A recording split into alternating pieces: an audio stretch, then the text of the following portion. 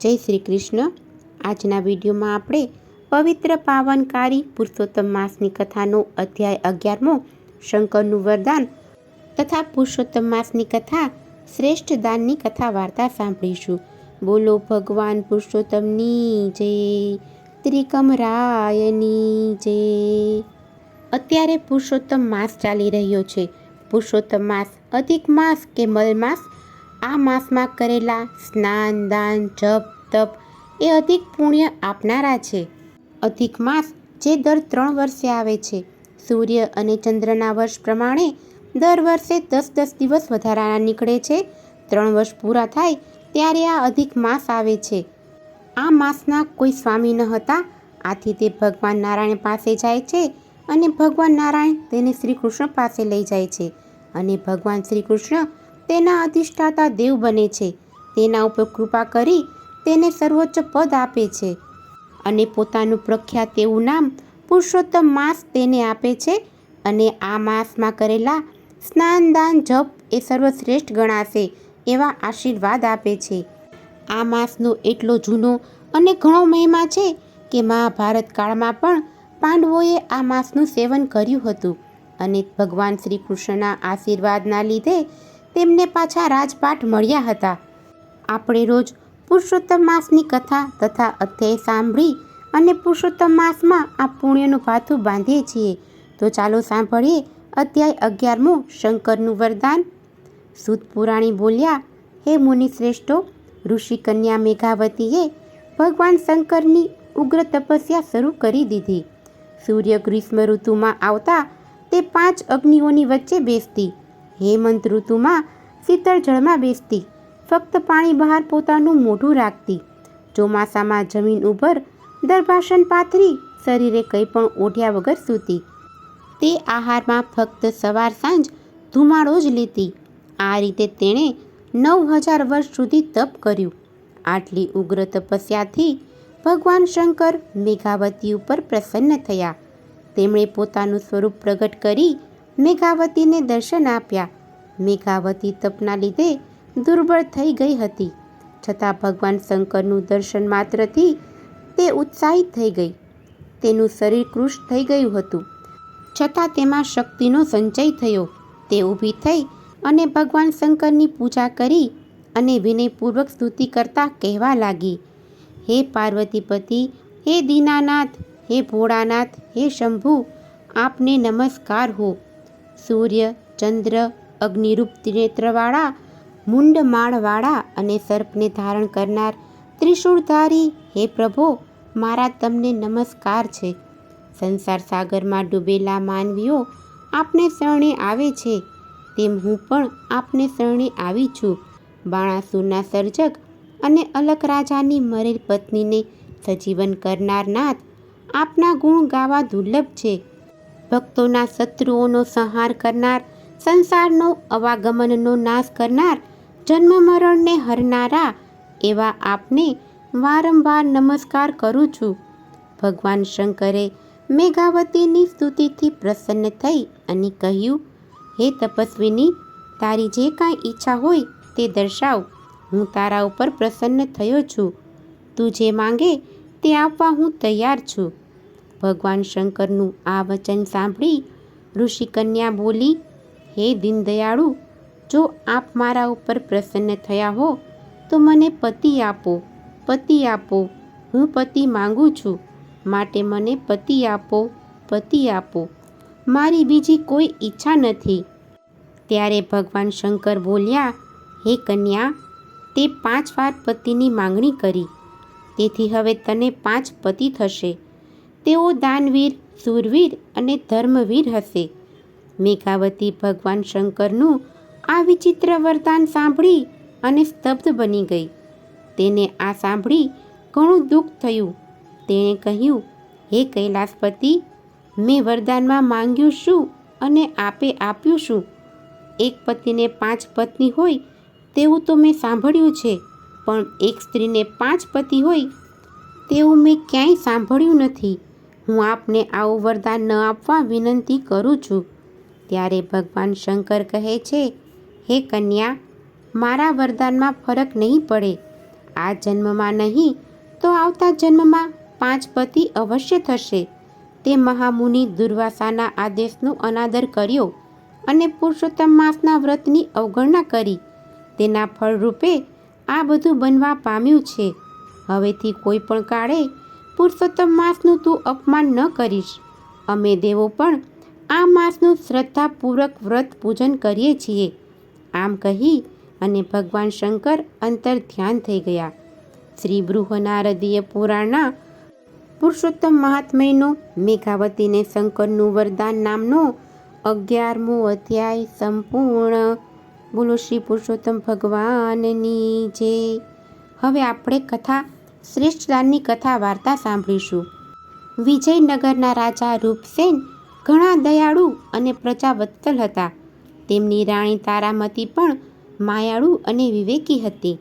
લગ્ન થયાને ઘણો સમય વીતવા છતાં તેમને એકેય સંતાન પ્રાપ્ત થયું નહોતું. ઈશ્વર કૃપાએ પાછલી ઉંમરે રાણીનો ખોળો ભરાયો. એકનો એક પુત્ર હોવાથી તે પુષ્કળ લાડકોડમાં ઉછરતો હતો. તેની કાળજી રાખવા નોકરો ખડે પગે તેની સેવામાં હાજર રહેતા. દિવસે ને દિવસે રાજકુમાર મોટો થવા લાગ્યો. રાજકુમારને મોટો થતો જોઈને રાજાનો આનંદ માતો નથી. આમ કરતાં કરતાં રાજકુમાર 15 વર્ષનો થયો ત્યારે એકાએક તે બીમાર પડી ગયો. આથી રાજા અને રાણીને ઘણું જ દુઃખ થયું. કુંવરને સાજો કરવા માટે રાજાએ દેશ પરદેશથી વૈદ્યોને બોલાવ્યા, જોગી જતી અને ભુવાઓને પણ બોલાવ્યા, પણ કોઈ ઉપાય કુંવર સાજો થતો નથી. રોગ તો દિવસે ને દિવસે વધવા લાગ્યો. કેટલાય ઉપાય આજમાવી જોયા, પણ કુંવરની તબિયતમાં જરાય ફેર પડતો નથી. રાજા અને રાણી કુંવરની પથારી પાસે 24 કલાક બેસી રહે. નથી રાજ્યના કારોબારનું ધ્યાન આપતા કે નથી ખાતા નથી પીતા. બેઠા બેઠા ભગવાનને પ્રાર્થના કરે છે કે હે પ્રભુ, મારા દીકરાને સાજો કર કે મને લઈ લે. આમ ને આમ દિવસો વીતતા જાય છે. એક દિવસની વાત, મધરાતનો સમય હતો. રાજા અને રાણી કુંવરના બિછાના પાસે ચોખા ખાતા ખાતા બેઠા હતા. ત્યાં રાજાને એક ગેબી અવાજ સંભળાયો કે હે રાજન, તારો કુંવર કોઈ દવાથી સાજો નહીં થાય. જો તેને કોઈ ઉત્તમ દાન મળે તો જ તે સારો થાય તેમ છે. અત્યારે પુરુષોત્તમ માસ ચાલે છે. તેમાં કોઈએ ઉત્તમ દાન કર્યું હોય તેનું ફળ જો તારા કુંવરને અર્પણ કરવામાં આવે તો તેના પુણ્યના પ્રભાવે તારો કુંવર સાજો થઈ શકશે. આટલું સાંભળતા જ રાજાની આંખ તો ઉઘડી ગઈ. રાજાએ ગેબી અવાજની વાત રાણીને કરી અને તેઓને થોડી આશા બંધાઈ. બીજા દિવસે રાજાએ નગરમાં ઢંઢેરો પીટાવ્યો. જે કોઈએ પુરુષોત્તમ માસમાં શ્રેષ્ઠ દાન કર્યું હોય તેનું ફળ જો કુંવરને અર્પણ કરવામાં આવે તો કુંવરનો રોગ મટે તેમ છે. માટે આ ઢંઢેરો સાંભળી જેમને રાજ્ય માટે ભાવના અને ભક્તિ હોય તે પોતાનું ફળ આપી રાજવંશને બચાવી લેવા પ્રયત્ન કરે. રાજા તેની કદર કરશે. નગરમાં ઘણા ધર્મિષ્ઠ માણસો હતા, ઘણા દાનવીર હતા. એ બધા રાજમહેલે આવવા લાગ્યા. પોતે કરેલા દાનનું ફળ કુંવરને આપવા લાગ્યા, પણ કુંવર આંખો ખોલતો જ નથી. રાજા અને રાણી તો નિરાશ થઈ ગયા કે ઉત્તમ દાન કહેવું કોને તે વિચારવા લાગ્યા. આમ ને આમ 2 દિવસ વીતી ગયા. કુંવરની માંદગી વધવા લાગી. કુંવર હવે 2 ઘડીનો મહેમાન હતો. ત્રીજા દિવસની સવારે એક ભિખારી જેવો ચિત્રેહાલ અને કૃષકાય માણસ મહેલમાં આવ્યો. એના દેદાર જોઈને પહેલાં તો પહેરેગીરે એને મહેલમાં જવા ન દીધો. તેણે ઘણી આજીજી કરી ત્યારે માંડ માંડ અંદર જવા મળ્યું. રાજાને પણ તેનો વેશ અને શરીર જોઈ અને સૂગ ચડી. તે નગરનો તેલી હતો. તેણે રાજાને પ્રણામ કરી અને કહ્યું કે મહારાજ, મારા દાનનું ફળ હું કુંવરને આપવા આવ્યો છું. રાજા અને રાણી કુતૂહલથી તેની સામું જોઈ રહ્યા. તેઓ આશ્ચર્યમાં પડી ગયા કે જેને પહેરવા કપડાં નથી, ચીથરે હાલ છે અને 4 દિવસનું ભૂખ્યો લાગે છે. એવા આ કંગાળ માણસે ક્યાંથી દાન કર્યું હશે? રાજા તો ના પાડવા જતો હતો, પણ રાણીએ ઈશારાથી સમજાવ્યું કે આંગણે આવેલાનું દિલ ન દુભાવાય. રાજાએ તેલીને ફળ આપવા વિનંતી કરી. તેલીએ તો જમણા હાથમાં જળ લઈ અને કહ્યું કે હે પુરુષોત્તમ ભગવાન, આ પુરુષોત્તમ માસમાં જે દાન કર્યું છે એ જો આપને ઉત્તમ લાગતું હોય તો હું તેનું ફળ રાજકુંવરને આપું છું. તેને સાજો કરવો ન કરવો તે આપની ઈચ્છા. આટલું કહી તે પાણી કુંવરના મોં ઉપર છાંટતા કુંવરે તો આંખો ખોલી અને ચારે બાજુએ ટગર ટગર જોવા માંડ્યું. પછી રાણી પાસે પાણી માંગ્યું. રાણીએ તેને પાણી પીવડાવ્યું. પાણી પી અને પથારીમાં બેઠો થયો. આ બધું ક્ષણમાં જ બની જતાં રાજા અને રાણી તો હર્ષ ઘેલા થઈ ગયા. રાજા રાણીની આંખમાંથી તો હર્ષના આંસુ વહેવા લાગ્યા અને તે બંને તેલીના પગમાં પડી ગયા. કુંવર પણ ઊભો થઈને તેલીના પગમાં પડ્યો. રાજાએ તેલીને બીજા દિવસે આવવાનું કહી રથમાં બેસાડી અને તેના ઘેર મોકલ્યો.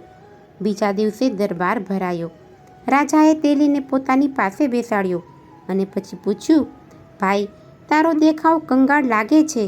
પેટ પૂરતું ખાવા ન મળતું હોય તેવી તારી કાયા છે. તોય તે એવું તો ઉત્તમ દાન શું કર્યું છે તે તું આ સભામાં બધાને જણાવ, જેથી અમને બધાને ખ્યાલ આવે. તેલી તો ઊભો થઈ બે હાથ જોડી અને બોલ્યો કે હું સાવ ગરીબ છું, ઘાણી ચલાવું છું. જે દિવેલ નીકળે એ વેચી અને મારું ગુજરાન ચલાવું છું. સંતાનમાં 3 દીકરા અને 3 દીકરીઓ છે. તેથી ગમે તેટલી મહેનત કરું તોય પેટે પાટા બાંધવા પડે છે. ઉછીનું ઉધાર કરવું પડે છે. આ વર્ષે પુરુષોત્તમ માસ આવ્યો.